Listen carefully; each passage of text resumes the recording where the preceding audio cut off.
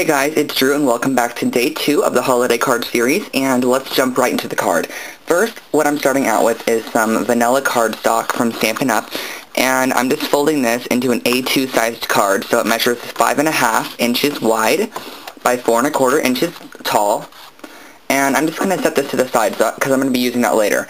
I have another piece of that same vanilla cardstock cut to 5.5 by 4.25, a standard A2 sized card, but it's not an actual card, as in it does not have the fold in it. It's just a piece of paper that I could put on top of that when I'm done. And I'm going to be creating my own background cardstock paper. So I'm just going to grab a sheet of cardstock here, just a piece of excess cardstock, and I'm going to be using a stamp set from Tim Holtz.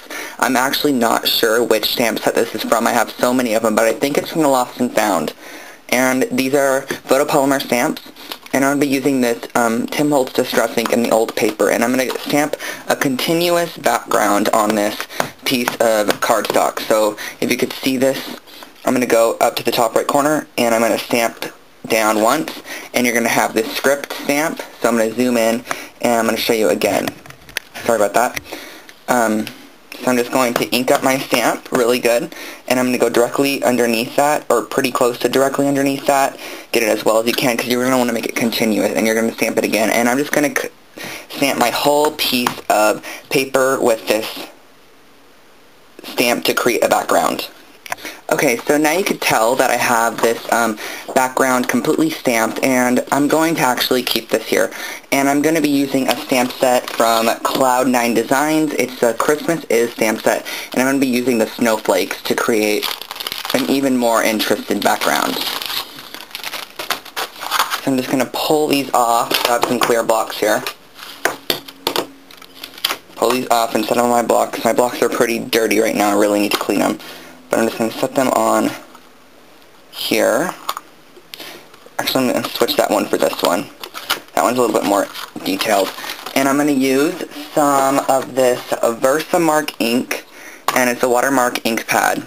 And I'm just going to open it up, and I know mine's super dirty, you guys, but it doesn't affect the stamping at all. And I'm just going to dip it in the Versamark, and I'm just going to go and stamp on here a couple times in various spots. And this is just to add a little bit more interest to your background.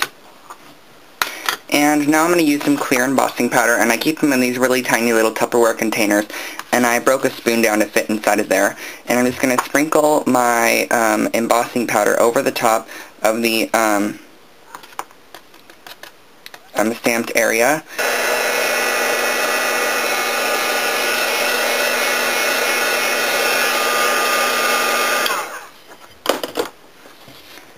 Okay guys, so now you can see I have this stamped image, and I kind of stamped over right here because I couldn't really tell where I was stamping, but I'm going to kind of be covering that up anyway, so you're not really going to see that.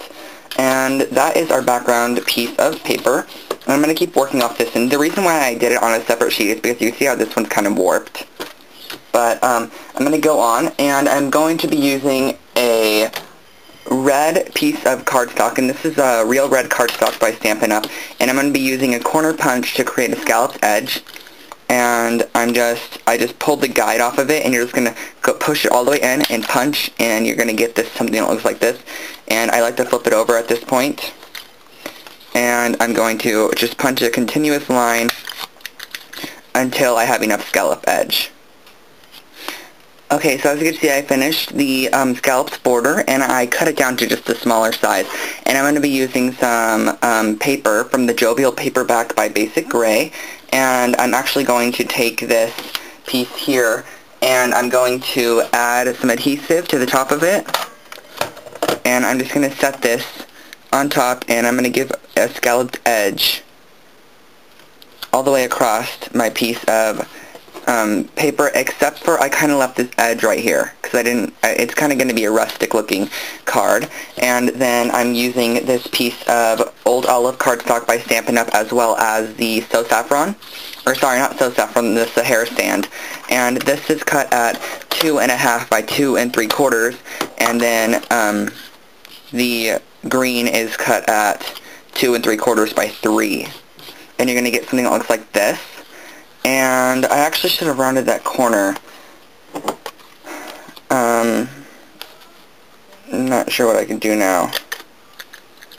So I fixed that. I rounded the corner on there, and I'm going to adhere this onto my card base just by adding some adhesive to the back of it, and it's just going to be placed onto my card base somewhere towards the top, like this. Then I'm taking this piece of cardstock with the pattern paper with the scalloped edge, and I'm going to place it on top of my little boxy window area I just created. So it looks something like this now. And then I'm going to use a stamp from that same exact stamp set. And it's this Deck the Hall stamp up here. And I'm just going to pull that off there. Grab this, put it over here. Set this stamp on there on my block.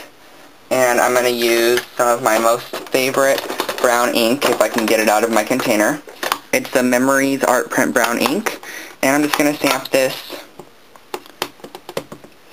directly onto my little box that I created.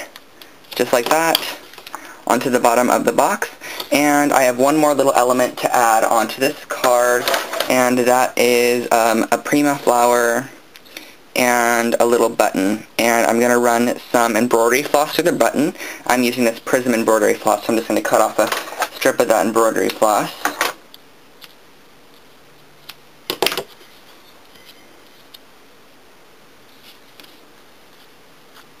And then you can see I have this little, actually you probably can't see it, but I just added a little bit of embroidery floss through there and created a little cross stitch area. And I'm going to add a mini glue dot onto the back of this button here. Stick that onto my Prima flower, and I'm going to add a mini glue dot onto the back of my Prima flower as well. Sorry guys, I have to move my ATG gun to get to my glue dots. And I'm just going to attach this onto the front of my card. And I'm going to move this out of the way. And I'm going to grab my ATG gun, and I'm going to go around the edges of my card base.